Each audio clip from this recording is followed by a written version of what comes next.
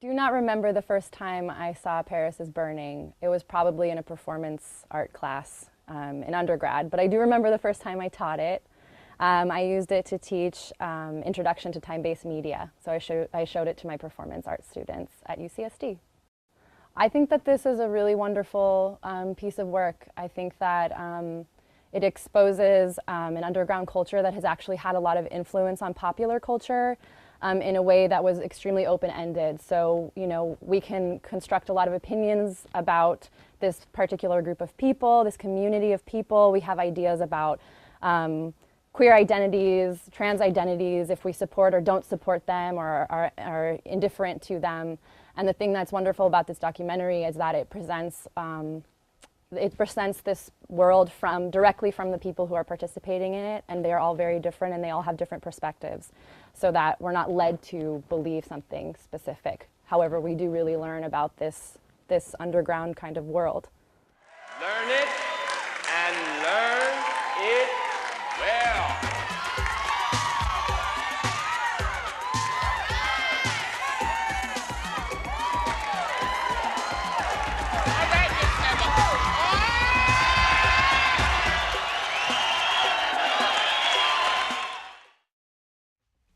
Do you want me to say who I am and all of that? I'm Pepper LaBeija. Oh. I am Pepper LaBeija, the legendary mother of the House of LaBeija. Pepper LaBeija is sort of the star of this film to me. He is the oldest, he's one of the older characters in the film, the more experienced. He has his whole house, and the things that he says and the way that he presents himself is very clear and politically makes the most sense to me, I guess. He's the character that I identify with the most. There's a scene in the film where he says, "I'm not a woman, I don't know what it's like to be a woman, but I know what it's like to be a man impersonating a woman." And I think that that's very clear and very honest and very relatable.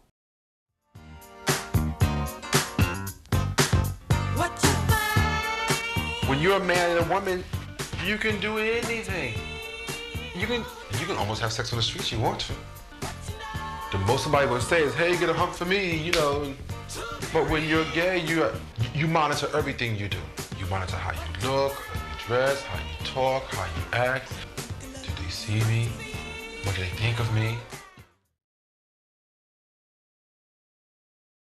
I think that Paris is Burning is technically a very strong film. I know that that Jenny Livingston, the director, spent about 7 years, give or take. My numbers aren't that great, but she spent a really long time on the film. She started when she was in school, and so I think it's a really precise execution of a film. I think the camera works amazing. I think the sound is amazing. The interviews are wonderful. The lighting in the interviews are wonderful, and so I like the intertitles. She sort of breaks it down by chapters that correspond to the different terminology within ballroom culture. So house is one, chapter, and realness is one chapter.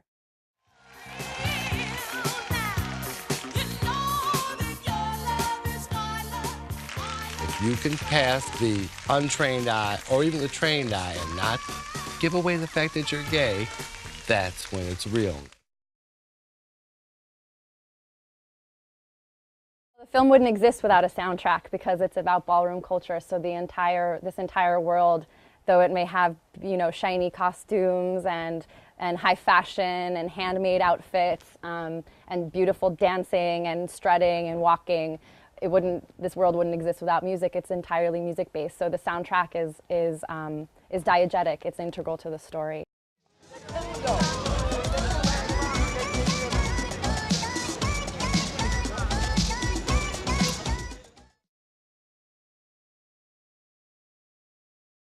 In describing the minorities in this film, I would have to give a slightly more complex response, which is to say, because this is a documentary film and not a narrative film, it's not a scripted portrayal. And although in documentary filmmaking, a lot of caricatures can be developed through certain types of manipulation of the director, certain types of portrayals, certain types of editing, I do feel that the director really tried hard just to portray these people as they want to portray themselves, which they are caricatures actually because they're performers.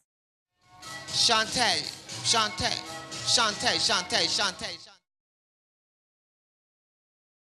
The theme for me is this sort of theme of the artist's construction of their world, which isn't a standard theme, but a theme nonetheless. I think that the theme of the piece is that we're in charge of our own intellectual space and our own fantasy space, even if we're not in charge of a lot of other spaces. And that to generate the world we want to see, then we generate the sort of fantasy space that we want to exist in, and that's what stands out about the theme. Everybody wants to leave something behind them, some impression, some mark upon the world. And then you think you left a mark on the world if you just get through it. And a few people remember your name, then you left a mark. You don't have to bend the whole world. I think it's better to just enjoy it. Pay your dues and enjoy it.